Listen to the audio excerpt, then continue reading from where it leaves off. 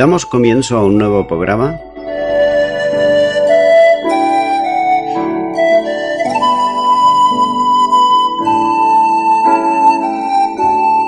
Servidores de Dios. Quien te habla es Manuel Cornejo.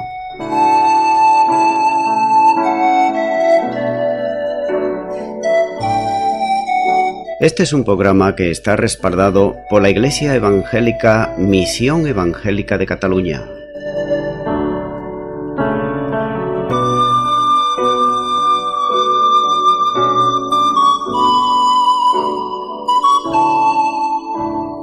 Estamos situados en la ciudad de Sabadell, en la avenida Matadepera número 239.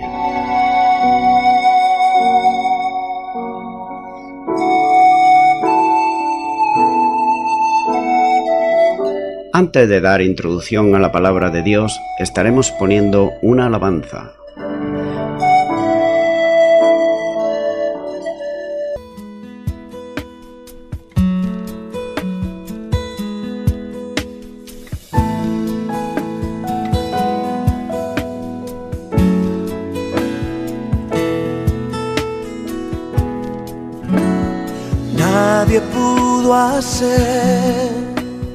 Nadie pudo hacer lo que Cristo hizo dentro de mi ser.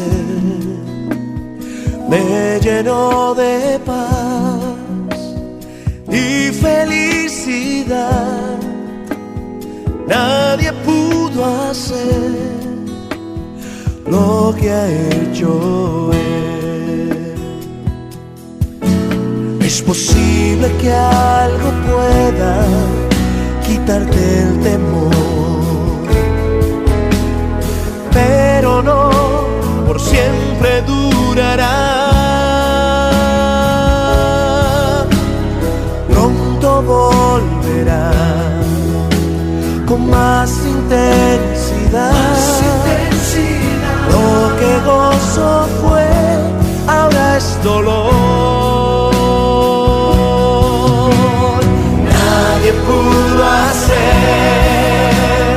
Nadie pudo hacer lo que Cristo hizo dentro de mi ser.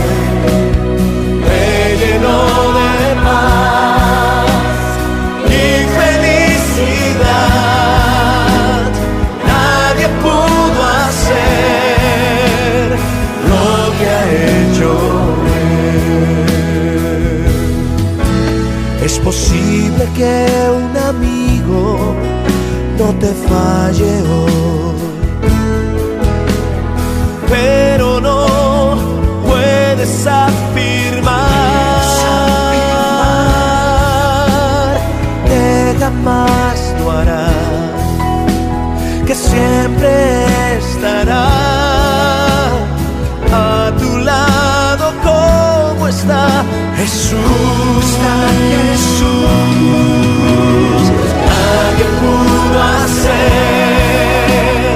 Nadie pudo hacer lo que Cristo hizo dentro de mi ser. Me llenó de paz y felicidad. Nadie pudo hacer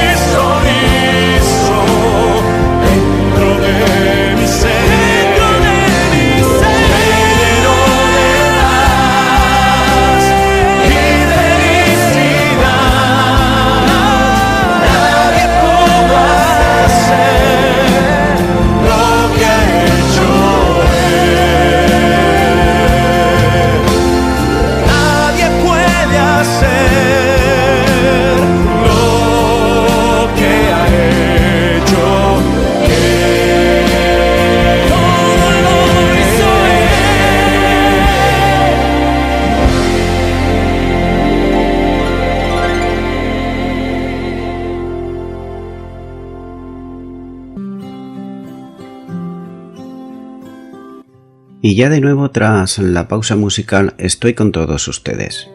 Estaré compartiendo la palabra de Dios que es la Biblia y lo voy a estar haciendo de una manera expositiva versículo a versículo.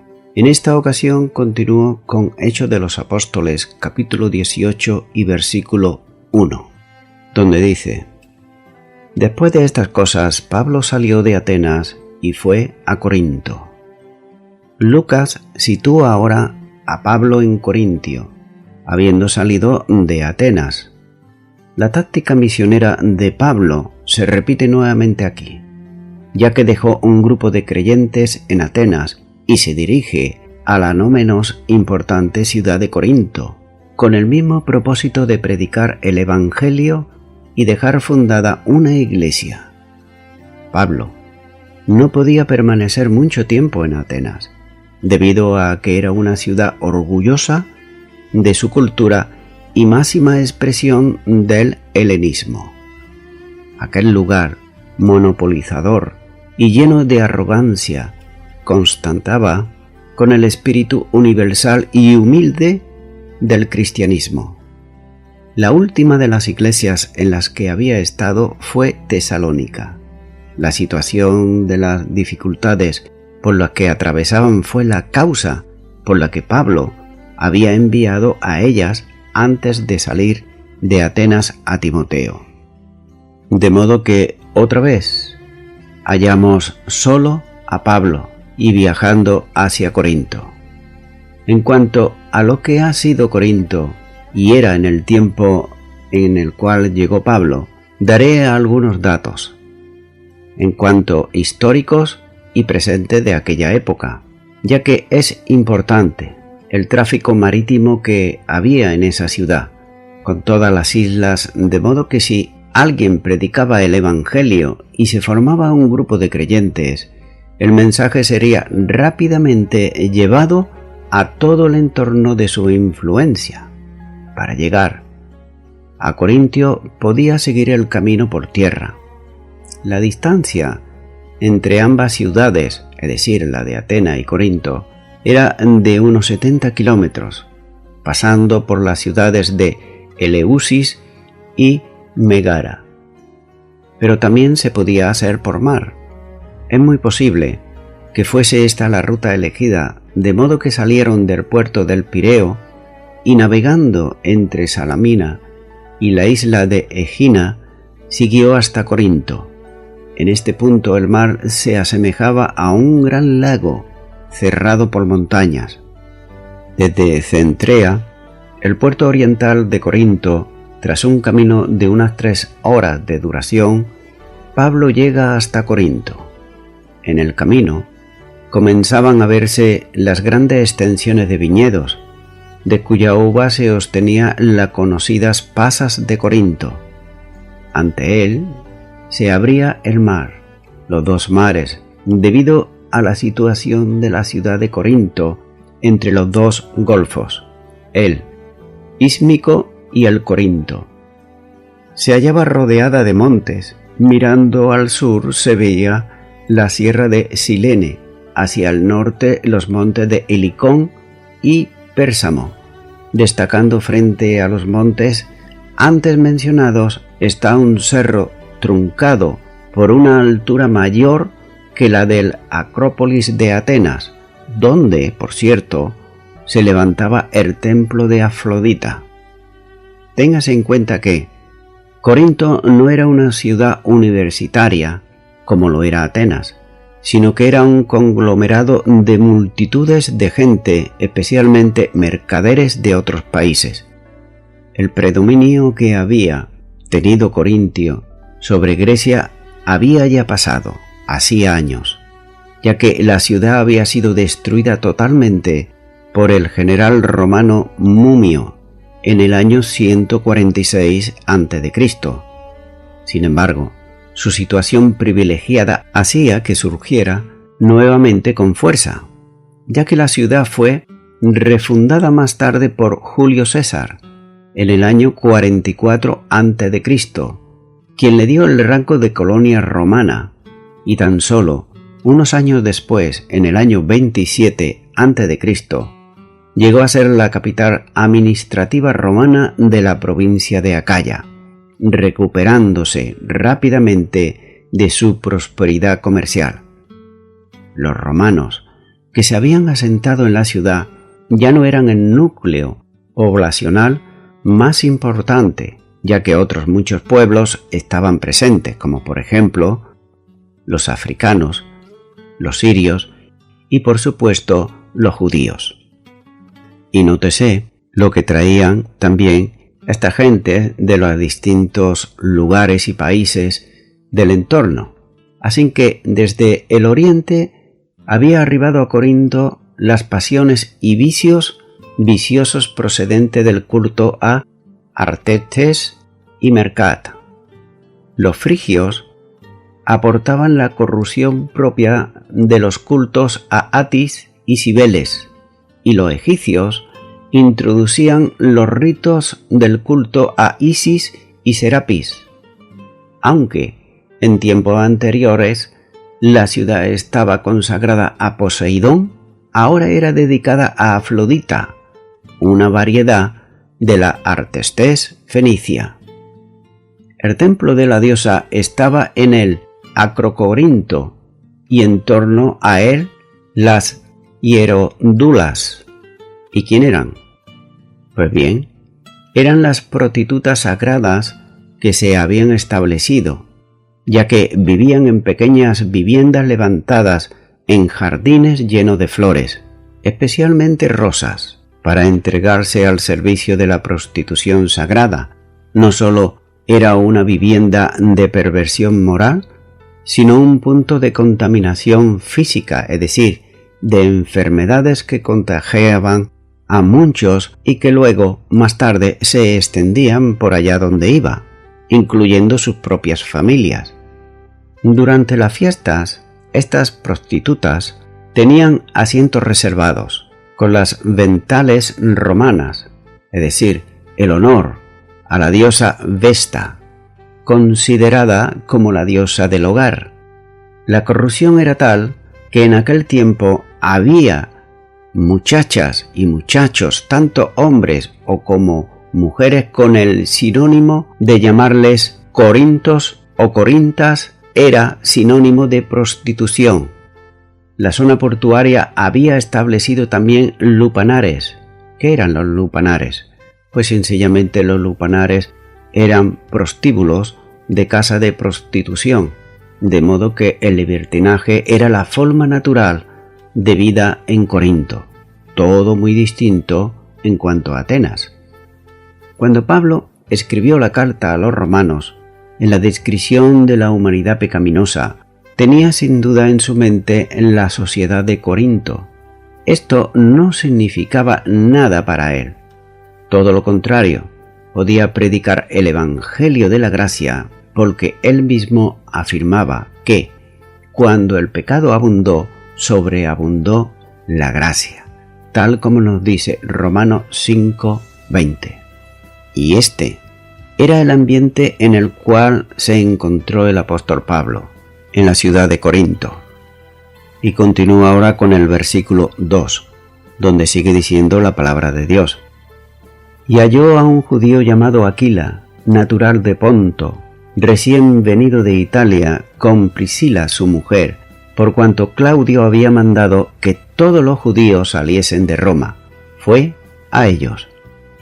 El encuentro de Pablo con el matrimonio judío recién llegado a Roma iba a suponer una relación de amistad y comunión admirable. En gran medida era el consuelo que Dios enviaba al apóstol en aquellas circunstancias. Serían compañeros suyos en muchos episodios del ministerio evangelístico con Pablo. Era un matrimonio judío. Aquila, el esposo, era natural de Ponto, situada en el norte de Asia Menor, sobre el Mar Negro, al este de Bitinia, y su nombre era común entre los esclavos romanos, lo que hace suponer a algunos que bien pudiera ser un esclavo liberado. Y Aquila se había establecido en Roma. Su oficio debía ser sin duda tendero vendedor de tiendas de campaña, elementos muy necesarios para los viajeros en aquellos tiempos. Sigue diciendo la segunda parte de este versículo: recién venido de Italia con Priscila su mujer, por cuanto Claudio había mandado que todos los judíos saliesen de Roma. Es posible que fuese también en Roma donde conoció a su mujer. Pablo la llama generalmente Prisca, mientras que Lucas utiliza el nombre de Priscila. Posiblemente el matrimonio era de un nivel elevado en cuanto a su cultura. La esposa debía ser el elemento principal en la dirección del hogar. Ninguna otra mujer de las que en alguna medida colaboraron con Pablo recibió un elogio del apóstol como ella, a quien llama colaboradora, junto con su esposo, tal y como nos dice en Romanos capítulo 16 y versículo 3, donde dice: saludad a Priscila y a Aquila, mis colaboradores en Cristo Jesús. De manera que la razón por la cual estaban en Corinto este matrimonio se debía al decreto del emperador Tiberio Claudio César Augusto, que así se llamaba, y que gobernó Roma del año 41 al 54 después de Cristo. Él había decretado en el año 49 que los judíos fuesen expulsados de Roma, de modo que, si habían venido recientemente, la fecha de la visita de Pablo a los Corintios pudiera fijarse sobre el año 50. Posiblemente el matrimonio relató al apóstol las razones del edicto imperial debido a los tumultos de los judíos en su principal área de residencia en Roma. Y dice la última parte de este versículo: fue a ellos. Al no mencionarlos como sus primeros convertidos en Acaya, como dice por ejemplo en 1 Corintios capítulo 18 y versículo 15, donde dice: hermanos, ya sabéis que la familia de Estéfanas es las primicias de Acaya y que ellos se han dedicado al servicio de los santos. De manera que hace suponer que el matrimonio era cristiano cuando salieron de Roma. Sería una bendición añadida para el apóstol Pablo, al abrirse la casa en el hogar de los hermanos en Cristo. Por esta causa, ese matrimonio debió de haber sido el núcleo de la iglesia que se fundó en Corinto, y Pablo, como dice, se unió a ellos. Continúa ahora con el versículo 3, donde sigue diciendo la palabra de Dios: y como era del mismo oficio, se quedó con ellos, y trabajaban juntos, pues el oficio de ello era hacer tiendas. De Oriente se habían trasladado a Corinto varias industrias que prosperaban en la ciudad, entre ellas la de púrpura, la elaboración de alfombras y también tapices, y la fabricación de tiendas de campaña. Pablo tenía un oficio, como todos los judíos, que era la elaboración de tiendas de campaña. Pudiera ser que se tratase de tejer la tela con que se fabricaba. En muchas ocasiones se hacía con pelo de cabra, que encallecía los dedos del hilador. Aquila y Priscila abrieron la puerta de su casa e incorporaron al trabajo al que había venido a ellos, es decir, el apóstol Pablo. Fuera de la comunión fraternal de hermanos en Cristo, estaban también unidos entre sí por el arte de la fabricación de tiendas. En el taller, durante todos los días, Pablo no solo entretejía hilos, sino también pensamientos y enseñaba sobre la fe. Hay que considerar que en aquellos tiempos los oficios mecánicos eran tenidos en poca estima e incluso se les despreciaba, porque se consideraban como tareas que reprimían el alma y no permitían alcanzar ideas para la vida. El trabajo manual llevaba consigo la ubicación del trabajador en los niveles más bajos de la sociedad de aquel entonces. El apóstol, por el contrario, significaba el trabajo y consideraba que quienes no querían trabajar eran cristianos desordenados, que no debían ser consentidos en la iglesia, tal y como nos dice en 2 de Tesalonicenses capítulo 3 versículo 10, donde dice: porque también cuando estábamos con vosotros os ordenamos esto: si alguno no quiere trabajar, tampoco coma. El trabajo manual proveía para el mantenimiento de Pablo y sus colaboradores mientras predicaba el Evangelio.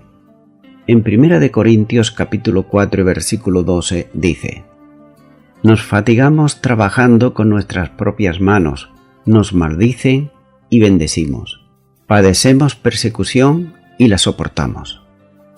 Continúa diciendo la última parte de este versículo: pues el oficio de ellos era hacer tiendas. Teniendo elementos comunes que lo unía entre sí, como era de ser judíos y fabricante de tiendas, pero sobre todo el ser cristianos, el apóstol se unió al matrimonio trabajando juntos, un compañerismo que se extendería en el tiempo y vincularía a los tres en una continua relación y colaboración en la obra del Señor. Continúa ahora con Hechos 18 y ahora el versículo 4, donde sigue diciendo la palabra de Dios. Y discutía en la sinagoga todos los días de reposo y persuadía a judíos y a griegos.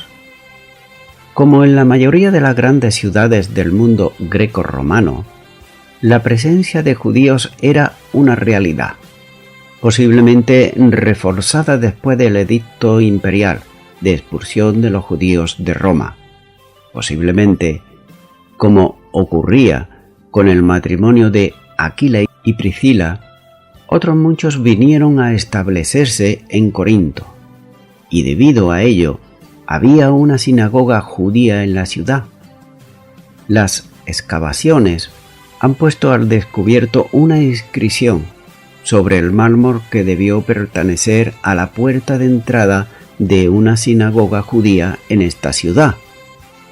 Y como era habitual en el apóstol, buscaba primero la sinagoga judía para iniciar en ella la evangelización, predicando a Jesús como el Mesías y el Salvador. La presencia de Pablo en la sinagoga se repetía cada sábado. Y sigue diciendo este versículo: y persuadía a judíos y a griegos. En la sinagoga había judíos de diversas procedencias. Entre ellos, como era también habitual, había griegos, es decir, gentiles, que en medio de una sociedad corrompida moral y espiritualmente dada al paganismo, ellos se refugiaban en la religión piadosa de los judíos, buscando adorar al Dios verdadero. Y el apóstol aprovechaba su presencia en la sinagoga para dialogar con todos los que podía alcanzar, persuadiendo también a todos, tanto judíos como a griegos, a la aceptación de Jesús como el Mesías, que cumple todas las profecías, confrontando a todos con las buenas nuevas del mensaje de salvación. Es interesante notar que el apóstol trabajaba durante la semana y el sábado lo dedicaba a la evangelización desde la sinagoga, es decir, Pablo no perdía el tiempo. Continúa ahora con el versículo 5, donde sigue diciendo la palabra de Dios. Y cuando Silas y Timoteo vinieron de Macedonia, Pablo estaba entregado por entero a la predicación de la palabra, testificando a los judíos que Jesús era el Cristo. Los colaboradores de Pablo, que habían estado en Macedonia, vinieron a su encuentro en Corinto. Por otro escrito se sabe que Timoteo trajo al apóstol buenas noticias de las iglesias, especialmente de la de Tesalónica, tal como nos dice en 1 Tesalonicenses, capítulo 3 y los versículos del 6 al 10. Sin duda, esto supuso un notable estímulo para Pablo. Timoteo se había encontrado con el apóstol en Atenas, como nos dice el capítulo anterior, es decir, el 17 y versículo 15. Pero después había sido enviado por el apóstol de vuelta a Tesalónica, como dice en 1 de Tesalonicenses capítulo 3 y versículos del 1 al 15.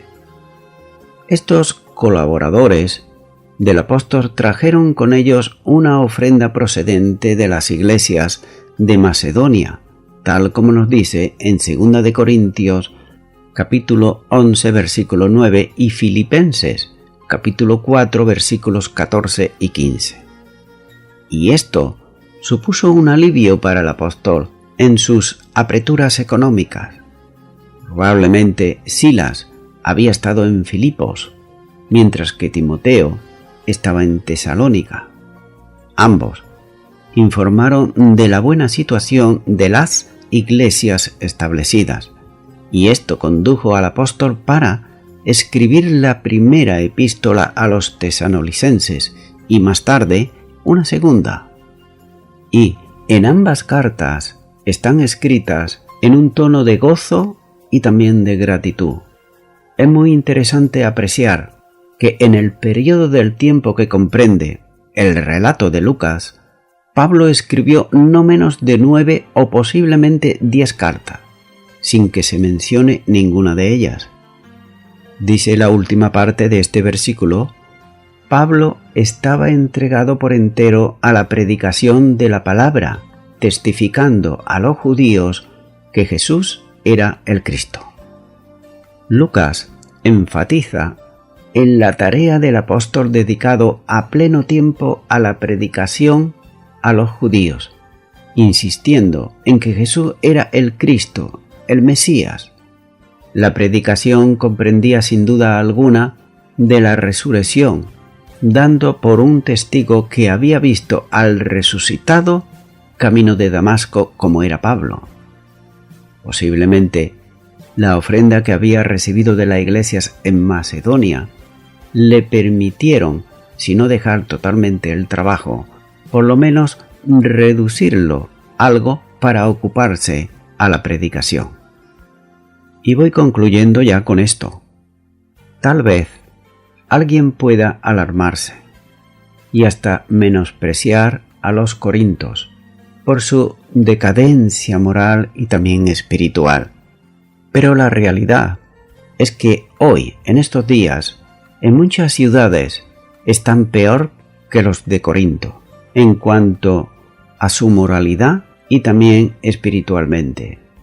En realidad, el hombre de nuestros días dice tener libertad en todos los sentidos, pero lo que en realidad tiene no es libertad, sino un tremendo libertinaje.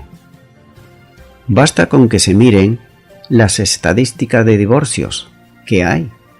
Basta con ver cómo por los medios de comunicación se difunden las noticias de que el esposo mata a su esposa, y además, en muchos de los casos, los propios hijos son testigos de ello.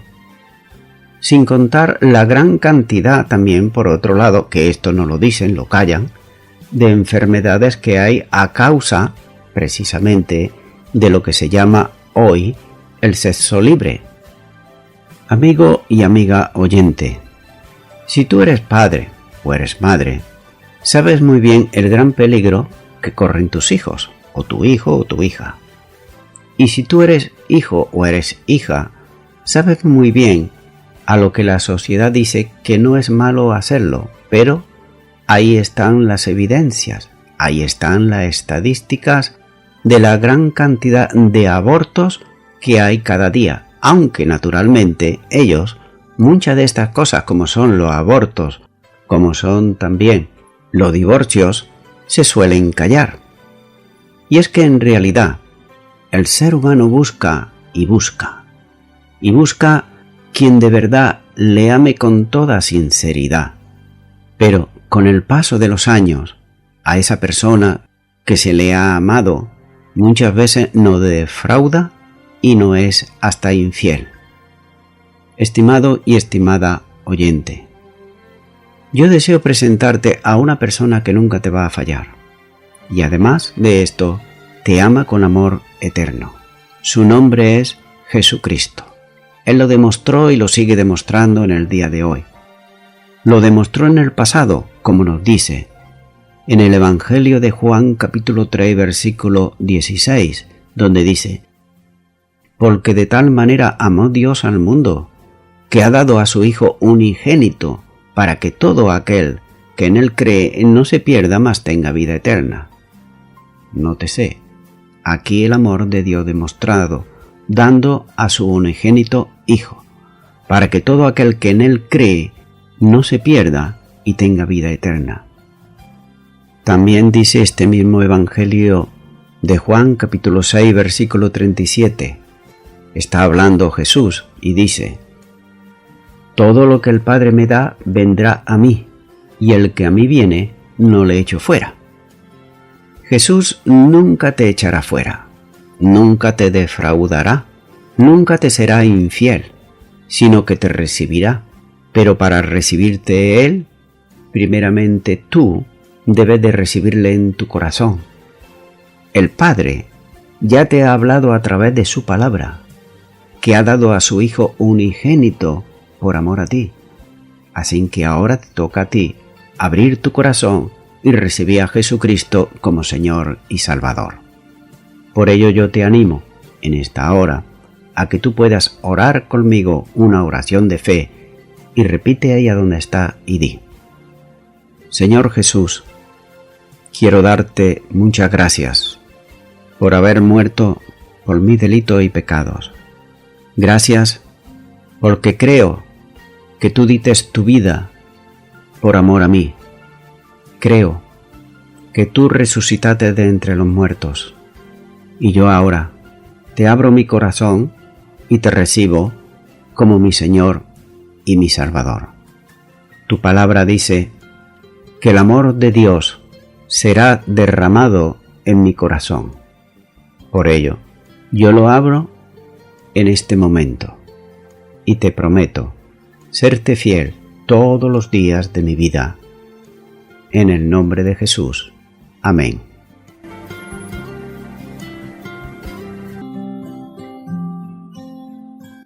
Amigo y amiga oyente, si tú has hecho esta oración de todo tu corazón, te recomiendo que comiences en primer lugar a orar a Dios en el nombre de Jesucristo.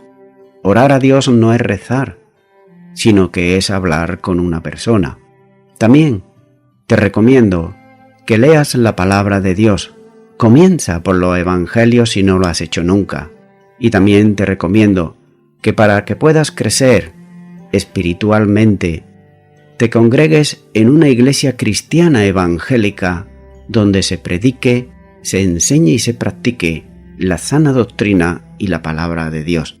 Congrégate ahí y con el tiempo crecerás espiritualmente y podrás servir al Señor Jesucristo. Que Dios te bendiga. Y a toda la audiencia, nuevamente, ya me estoy despidiendo de todos ustedes y será hasta el próximo programa. Que Dios os bendiga a todos.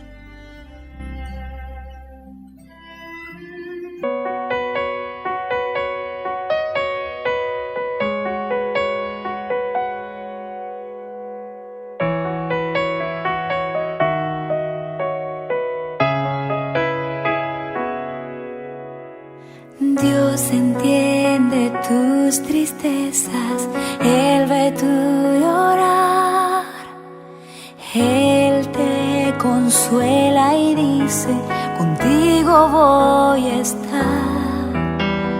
Como buen pastor nos guía, nos da su protección. Paz perfecta da tu alma, amante Salvador.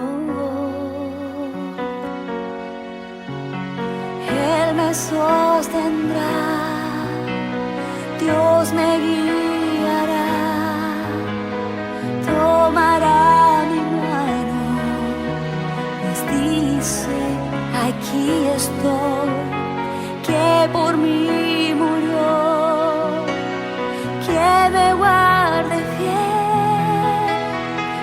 Dios me llevará hasta la eternidad.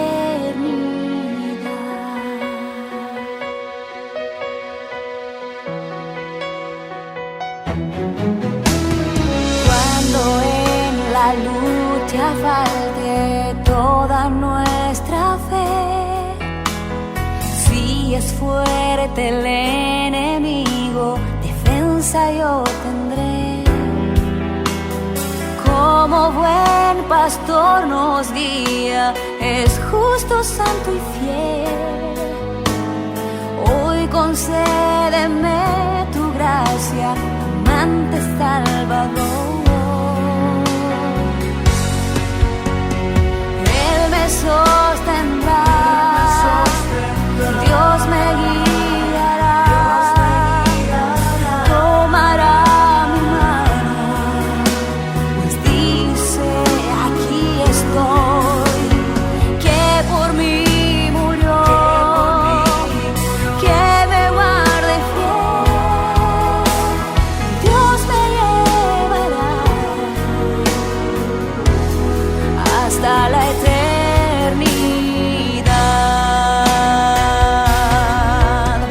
En horas de angustia, conmigo Dios está. No tengo dudas ni temores, refugio en aflicción. Él me sostendrá, Dios me guiará, tomará mi mano, pues dice aquí estoy, que por mí murió, que me guarde fiel. Dios me llevará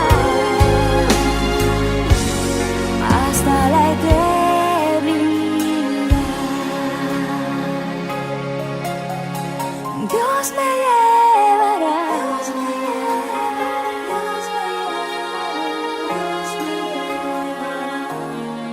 hasta la eternidad.